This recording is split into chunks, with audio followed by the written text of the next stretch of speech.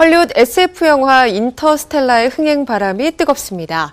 지난 11월 6일 개봉한 인터스텔라가 아바타와 겨울왕국에 이어서 외화로는 세 번째 1,000만 관객을 돌파하지 않겠느냐는 전망까지 나오고 있는데요. 인터스텔라 열풍, 스포츠 동화 윤여수 기자와 함께 자세히 알아보겠습니다. 안녕하세요. 네, 인터스텔라가 오늘 중으로 700만 관객을 돌파할 것으로 보인다고요? 예, 인터스텔라는 오늘로 개봉 19일째를 맞게 되는데요. 700만 관객 돌파가 무난해 보입니다. 네. 지난 11월 6일 개봉한 인터스텔라는 어제 23일 현재까지 전국 685만 4천여 명의 관객을 불러 모았습니다. 평일 하루 평균 20만여 명의 조금 못 미치는 관객을 동원하는 그런 추세를 볼 때 바로 오늘 700만 관객을 돌파할 것으로 보입니다. 인터스텔라는 영화 다크나이트 시리즈 그리고 인셉션, 메멘토 같은 영화로 국내 관객에게도 낯익은 크리스토퍼 놀란 감독이 연출한 영화입니다. 매튜 맥커너이, 앤 해서웨이, 또 마이클 케인 등이 출연한 작품인데요. 할리우드 메이저 영화사인 워너브라더스의 작품이기도 합니다. 이 영화사가 한국에서 개봉한 영화 가운데 역대 흥행 1위부터 3위까지가 모두 이 크리스토퍼 놀란 감독의 작품입니다. 네.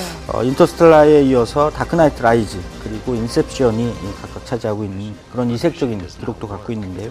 현재 극장가에서는 인기 시리즈물인 헝거게임 모킹제이 그리고 브래드 피트가 주연한 전쟁 영화 퓨리 같은 할리우드 대작이 개봉을 해서 상영 중이지만 이 인터스텔라의 기세에는 눌리는 그런 양상을 보이고 있습니다.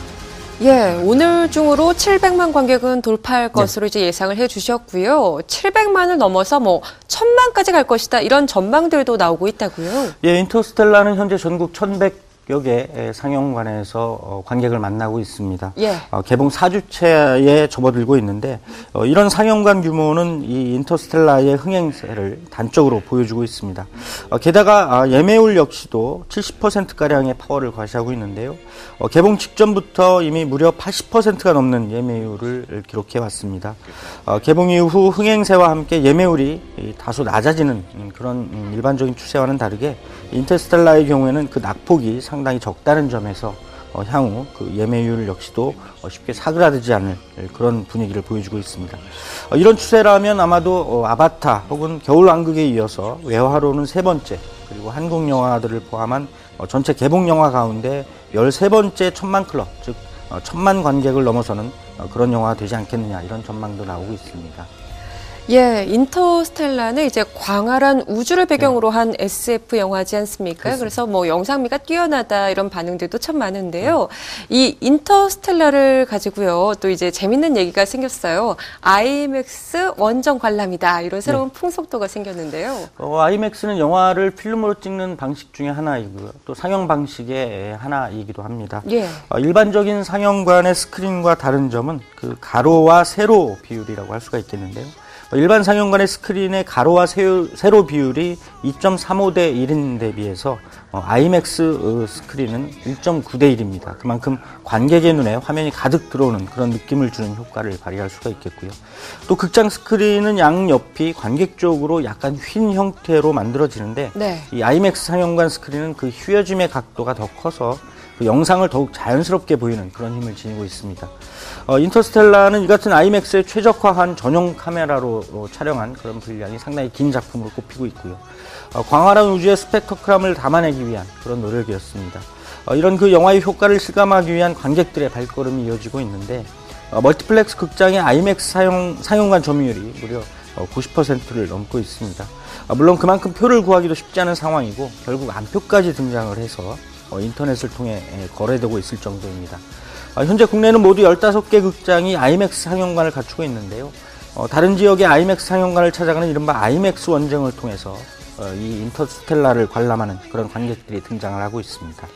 예, 사실 영화 티켓 안표가 등장하기는 쉬운 일은 그렇습니다. 아닌데요. 이렇게 이 관객들이 인터스텔라에 상당히 이제 폭발적인 반응을 보내고 있는 것 같습니다. 그 이유가 뭘까요? 한마디로 규정하기가 참 쉽지 않은 그런 상황인데요. 각 전문가들의 의견도 분분합니다.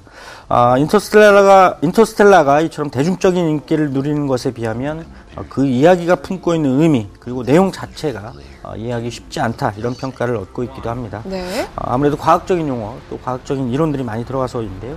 일각에서는 IT 기술 등의 발전으로 인해서 여러 가지 새로운 점에 익숙해진 우리 관객이 이 지적인 호기심을 충족시켜주는 이 영화에 빠져들고 있다 이런 평가를 하기도 합니다.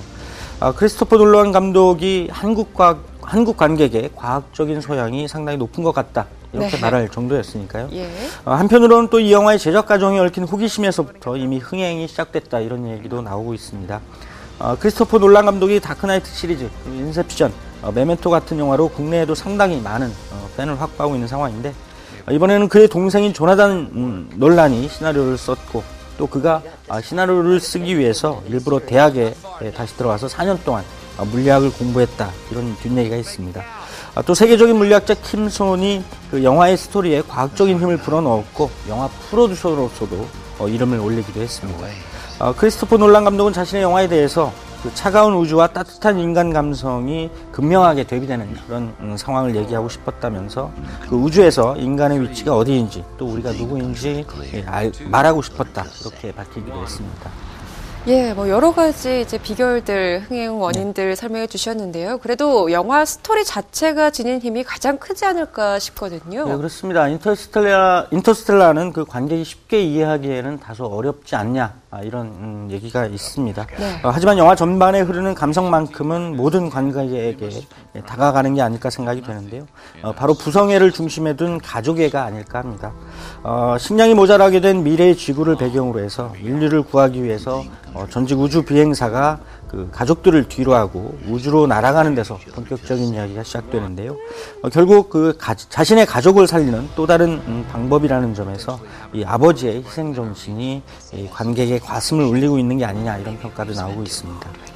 예, 인터스텔라 이렇게 가족들의 이런 애틋한 스토리가 담고 있는데 이 영화 자체도 가족들의 힘으로 제작됐다 이런 얘기가 있어요. 예, 이 영화가 처음 기획됐을 때는 크리스토퍼 놀란 감독이 주체적으로 일을 한 것보다는 동생인 조나단 놀란이 처음 기획을 했다고 합니다. 또 제작자 에마 토머스는 크리스토퍼 놀란 감독의 부인이기도 합니다. 이들은 이미 다크나이트 시리즈 그리고 인셉션에서 함께 작업을 했는데요. 크리스토퍼 놀란 감독 부부는 현재 4명의 아이를 키우고 있다고 합니다. 집에서도 영화에 관한 대화 그리고 아이들에 관한 이야기만 나눈다고 하는데 이들 부부가 그 영화를 촬영하는 동안에는 아이들을 꼭 현장에 데리고 다닌다고 합니다. 또 모든 문화 창작물을 만들어가는 과정에서 작품에 관한 사항을 노출하지 않고 싶어하는 창작자들의 조심스러움이 당연히 있기 마련인데요. 크리스토퍼 놀란 감독 역시도 마찬가지입니다. 이번에도 인터스텔라라는 영화 제목을 감추려고 플로라의 편지라는 가제를 썼다고 하는데요. 바로 이 플로라가 크리스토퍼 놀란 감독의 딸 이름이라고 합니다. 네, 개봉 19일차 인터스텔라의 꺼지지 않는 흥행 열기를 살펴봤습니다. 극장가의 성수기 12월을 앞두고 쟁쟁한 한국 영화들이 개봉을 앞두고 있기 때문에 인터스텔라의 이 같은 흥행 열기가 계속해서 이어질지 궁금해집니다.